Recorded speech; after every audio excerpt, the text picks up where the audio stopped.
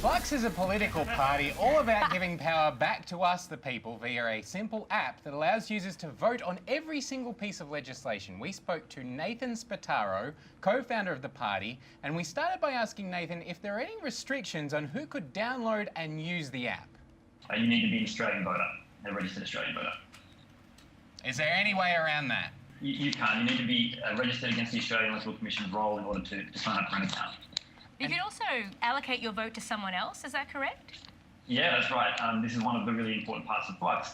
It's not a fundamentalist direct democracy.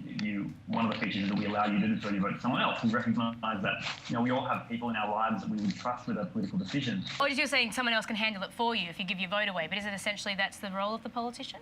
Well, okay, so this is a really good question. So what is the role of a politician? Is the role of a politician to make really, really good legislation that's in the interest of all the people? I would argue, and I think a lot of people would today as well, that in some cases the role of a politician is to get elected. And that's what we tend to see during election time, is that politicians will say just about anything to win a seat. And come time to get things done, that tends to change a lot of things that they've said.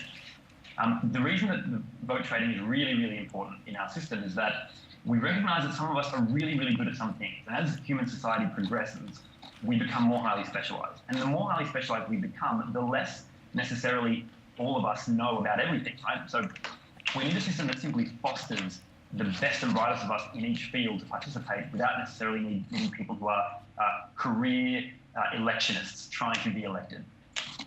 Well, in fact, I mean, there's actually not a lot to say that your system would actually end up fostering any kind of expertise. But in terms of going back to the system in place, are you at all worried about sort of a gaming of that system, in that what's to stop me signing up for your app, signing up thousands of my mates who then give their vote to me? They're all Greens voters, and all of a sudden your one Flux Party senator who holds the balance of power is being influenced on issues by thousands of me and my Greens voting friends. Well, okay, let's look at it from this point of view. If we're successful, okay, let's say we get a senator up. That's one senator. This senator isn't about to turn around the entire course of Australian political history. Well, they might. I mean, senators have a lot of important legislation to vote on, and if they're a crossbench senator, then yeah, they'd be in a very important position. If they actually can affect the outcome of the decision, it's even better, right? Because now their power is really highly sought after.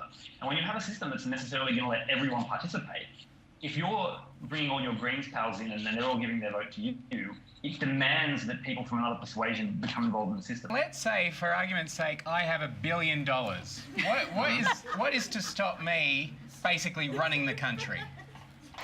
When you involve 24 million people, it's not like 17 million people if we say electors, that's like a lot of people to try and bribe.